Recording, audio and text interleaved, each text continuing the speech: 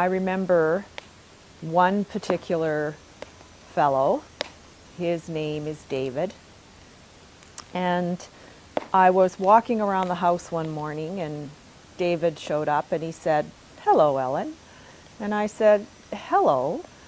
And he said, "My name is David," which was quite pleasurable because a lot of the times they don't tell me their names. Initially, anyways. And so I said, "Well, David, what is it that I can do for you?" And he said, "One of my family members is going to be coming to see you soon." And I said, "Oh, do I know this family member?" "No, you've never met this family member before." And I said, "Okay, how will I know her when she gets here?" And he said, "I'll let you know when she arrives."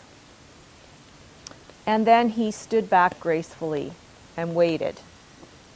And it was maybe a week later, a few days later. It's difficult for me to keep timelines really accurate because so much happens in a small period of time.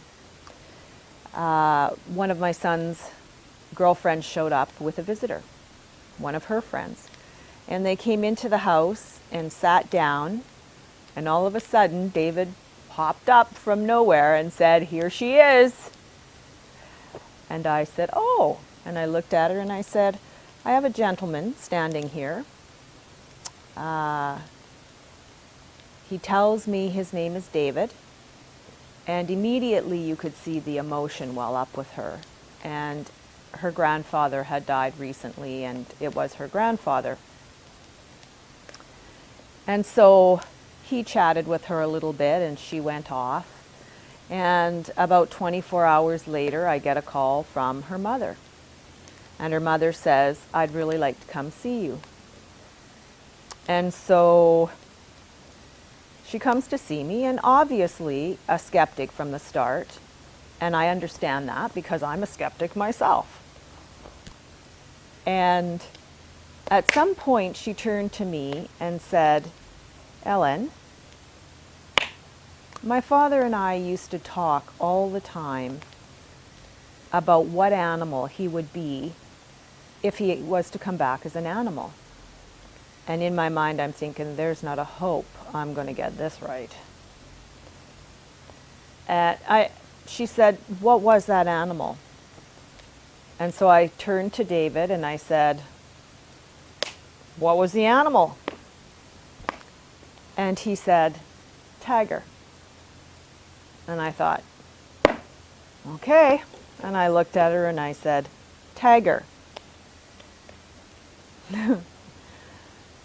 Both David and I enjoyed the look of shock on her face. Apparently I had gotten it correct.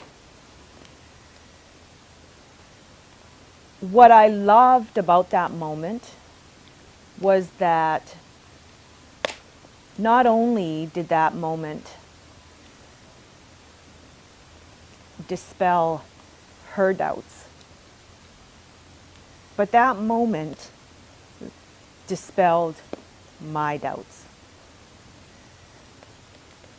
As the human messenger, my goal is to be as accurate as possible.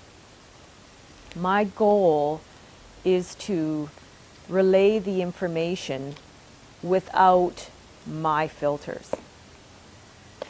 And so one of the guidelines, if you will, that I provide to someone who comes to me and asks me to relay messages to their loved one is, can you give us being me and your loved one, some indication that I am accurately receiving the information?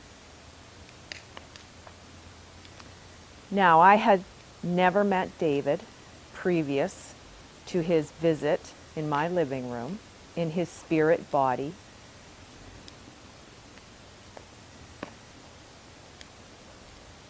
And I feel joy in my relationship with him. He's a funny guy. And He makes me laugh. And I feel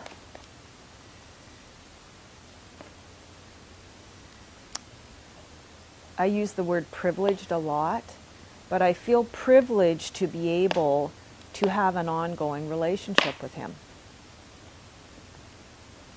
And I don't know what he was like when he was here on earth. But I know that he can show up and exchange information with me now in the way that I need him to, which is in the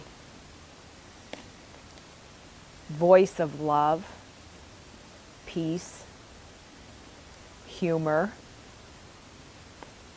clarity. He's able to connect with me in the way that I need him to connect in order to create an experience, an earthly experience that brings Ellen joy.